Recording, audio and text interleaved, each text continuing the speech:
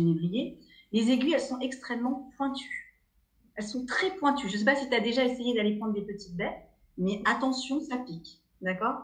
Et pourquoi je suis en train de dire ça? Alors, c'est quoi le lien entre le fait que ça pique, le soleil, les baies? Eh bien, justement, plus c'est pointu, plus c'est fin, et plus il va y avoir quoi? Une capacité à attirer le soleil, la luminosité. Donc, dans ma réflexion, quand j'ai préparé ce petit podcast avec toi, Kevin, je me suis posé cette question. Quels sont ces conifères qui ont cette capacité d'attraction du soleil? Et la réponse, c'est les genévriers baies. D'accord? Donc, nous, on va parler ce soir du genévrier baie, mais aussi du genévrier rameau. Et on va voir qu'ils ont beaucoup de propriétés. Donc, ce côté, nous, on appelle ça l'approche morphique des huiles essentielles. Pour ceux qui ont suivi, parce qu'il y en a quelques-uns, je vois sur le chat, qui ont suivi l'enseignement de l'aromathérapie quantique du docteur Penwen. On s'intéresse à ce qu'il y a dans le flacon, bien sûr, à la molécule, à la médecine, mais aussi à la forme. La forme d'un corps te donne des informations. Ma main, par exemple, la forme de ma main, mes yeux. Mais chez la plante, c'est pareil, on a des informations en observant ce corps. Donc, premièrement, ce corps très pointu qui a la capacité de capter l'énergie du soleil. Donc déjà, d'un point de vue symbolique, c'est très intéressant, je crois. On n'a pas encore parlé des rhumes, tu vois, on n'y est pas encore. Hein.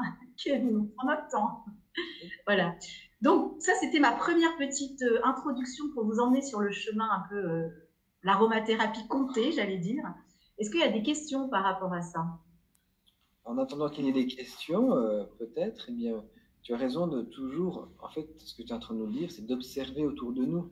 Et on va savoir, suivant les saisons, ce qui a l'air d'être le plus résistant, le plus puissant, le plus efficace pour capter la moindre luminosité ou la moindre, ou même l'été, on est là dans l'automne, mais l'été, la moindre goutte d'eau, et d'observer ces plantes qui résistent, c'est vrai que d'en bénéficier de manière générale, eh bien, ça ne fera que nous faire du bien dans ces périodes, suivant ces différentes saisons. Hein. Je pense que tu es d'accord.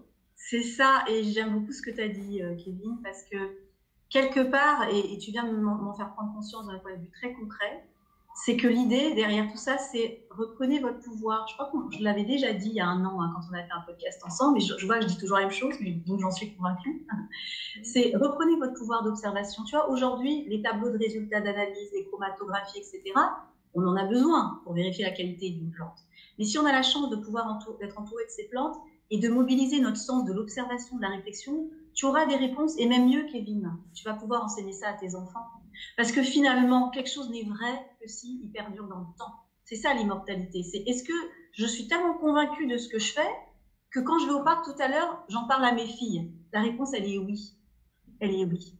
Et là, quelque chose que tu vas vivre dans ton corps, ça va prendre sens pour toi, mais pour les générations futures. Donc je crois qu'il y a quelque chose dans ce côté, viens observer avec moi, où tu reprends ta force et ton pouvoir. Et tout ce qui est du tableau de résultats d'analyse, on en parlera plus tard, mais c'est pas là où se trouve la reprise du pouvoir, à mon avis. Voilà.